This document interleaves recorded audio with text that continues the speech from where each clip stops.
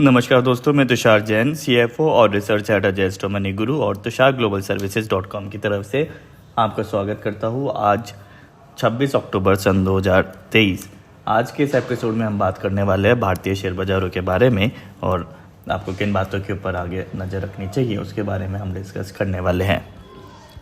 दोस्तों, पिछले कई दिनों से भारतीय शेयर बाज़ारों के अंदर लगातार गिरावट देखने को मिल रही है और न केवल भारतीय शेयर बाज़ार बल्कि ग्लोबल मार्केट्स के अंदर भी, चाहे वो अमेरिकन मार्केट्स हो, यूरोपियन मार्केट्स हो, एशियन मार्केट्स हो, सभी में गिरावट देखने को मिल रही है। अमेरिकी बाज़ारों के अंदर यदि हम S&P 500 को देखें तो कल के सेशन में वो 45,550 के लेवल्स को क्रॉस उसने कर दिया था और जो कि लगभग 10% का फॉल है यदि हम इस साल का देखें तो, और 10% के से ज़्यादा का जब फॉल होता है तो करेक्शन की कैटेगरी में आ जाता है।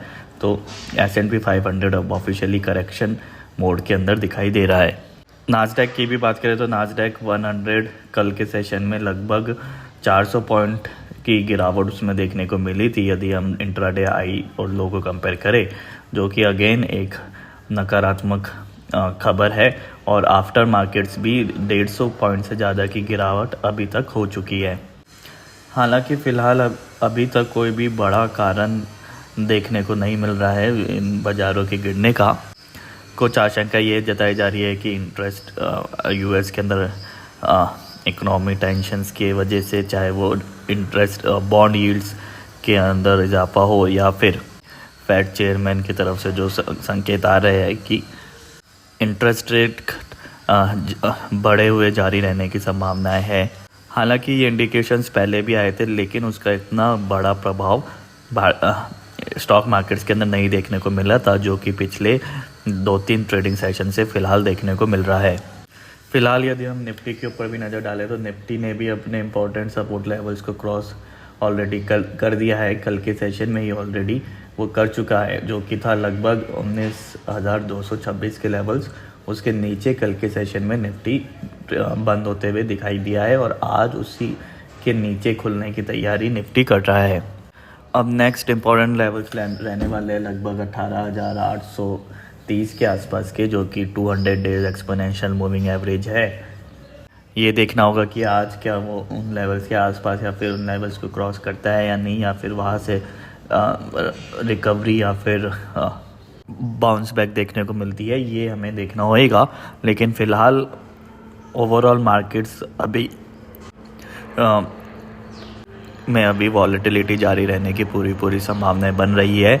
फ़िलहाल शॉर्ट टर्म यानी कि छोटी अवधि के लिए फ्रेश इन्वेस्टमेंट से बचे तो बेहतर रहेगा, लेकिन ये अच्छे मौके हैं जब आप लॉन्ग टर्म प्रोस्पेक्टिव के लिए, यदि आपको स्टॉक्स अपने पोर्टफोलियो में इंक्लूड करने हैं तो आप लॉन्ग टर्म प्रोस्पेक्टिव के लिए ज़रूर अपने पोर्टफोलियो के अंदर कुछ अच्छे स्टॉक्स ऐड कर सकते हैं।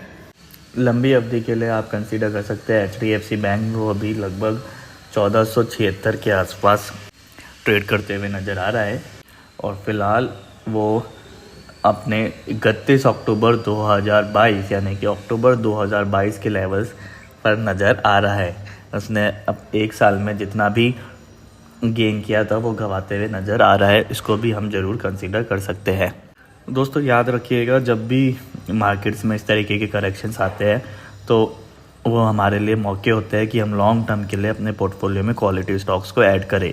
तो इन मौक़ों को हमें ज़रूर एनकैश करना चाहिए, क्योंकि बाज़ारों में लंबे समय तक कोई भी, स्पेशली यदि हम इंडियन मार्केट्स की ओर नज़र डालें तो लंबे समय तक कोई भी मंदी जारी नहीं रहती है और जो इकोनॉमी स्टैंडर्ड्स है उसके अकॉर्डिंग भी उसकी संभावनाएं भी काफ़ी कम है। इसलिए बेहतर यही है कि हम जब भी इस तरीके के चाहे डाउनफॉल आए, करेक्शंस आए मार्केट में, चाहे कारण कुछ भी हो, तो उन मौक़ों को एनकैश हमें ज़रूर करना चाहिए। दोस्तों, महत्वपूर्ण ये है कि क्या कारण हो सकता है इस डाउनफॉल का। एक तो जैसे कि हमने वीडियो के पहले भाग के अंदर भी चर्चा की थी कि US के अंदर इकोनॉमिक एक्टिविटीज़ को लेकर चिंताएं ज़रूर देखने को मिल रही है। बॉन्ड यील्ड्स काफ़ी बढ़ते हुए नज़र आ रहे हैं, लेकिन बॉन्ड यील्ड्स के बढ़ने का भी कारण क्या हो सकता है उसके बारे में भी हम चर्चा करने वाले हैं। आपने गौर किया होगा कि ये सभी टेंशन्स ज़रूर पहले से ज़रूर चल रही थी, लेकिन इसके अंदर गति के अंदर इजाफा तब हुआ है जब इज़राइल और गाज़ा और इज़राइल और हमास के बीच में युद्ध छिड़ा है।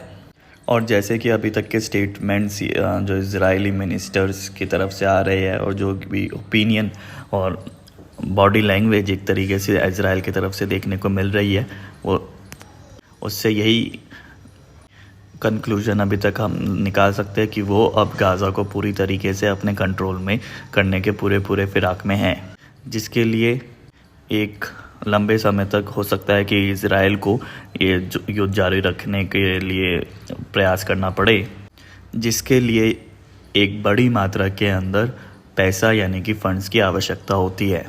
और जैसे कि हम सभी जानते हैं, इज़राइली नेटिव्स यानी कि ज्यूज़ पूरे वर्ल्ड में फैले हुए हैं और बड़े बड़े फंड हाउसेस हो या फिर बड़ी बड़ी कंपनीज़ हो, जिसमें चाहे गूगल हो, फेसबुक हो, डेल हो, ChatGPT हो, इन सभी के मालिक ज्यूज़ ही है।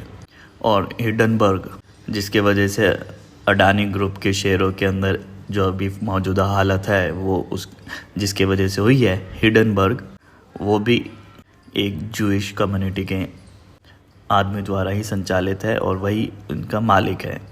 तो पॉसिबिलिटीज़ ये भी जताई जा सकती है कि इज़राइल के जो विभिन्न मार्केट्स के अंदर जो इन्वेस्टमेंट हो रखे हैं वो विभिन्न मार्केट्स से अपने फंड्स को लिक्विडेट कर रहे हो और अपने वॉर फंड के लिए उसको इस्तेमाल करने के लिए उनको लिक्विडेट कर रहे हो, जिसके वजह से ओवरऑल ग्लोबल मार्केट्स के अंदर एक सॉल ऑफ देखने को मिल रहा है। और ये लिक्विडेशन कब तक चलता है वो निर्भर कर सकता है इज़राइल और हमास या फिर गाज़ा की कॉन्फ्लिक्ट को लेकर। इसलिए बेहतर यही रहेगा कि फ़िलहाल ओवरऑल मार्केट के ऊपर नज़र ना रखते हुए स्टॉक स्पेसिफिक हम अप्रोच रखें। अपने पोर्टफोलियो में क्वालिटी स्टॉक्स ज़रूर ऐड करना चालू करें लंबी अवधि के लिए और अपने पोर्टफोलियोज़ को प्रिकॉशंस के साथ हैंडल करें। तो ये था आज के एपिसोड में। उम्मीद है आपको हमारा ये एपिसोड अच्छा लगा होगा और इससे आपको कुछ मदद मिले आगे आने वाले ट्रेडिंग सेशंस के लिए। दोस्तों, ये सभी इन्फॉर्मेशन, रिसर्च और एनालिसिस केवल रिसर्च, ट्रेनिंग और एजुकेशनल पर्पसेस के लिए ही है। किसी भी प्रकार की लाभ या हानि की जिम्मेदारी हमारे चैनल या विशेषज्ञ की नहीं होगी। और यदि आप कोई भी ट्रेड लेते हैं तो लेने से पहले आप अपने पर्सनल विजडम और अपने फाइनेंशियल एडवाइज़र से ज़रूर सलाह कर लें। तो आज के एपिसोड में इतना ही। आप देखते रहिए just money Guru. Thank you and good day.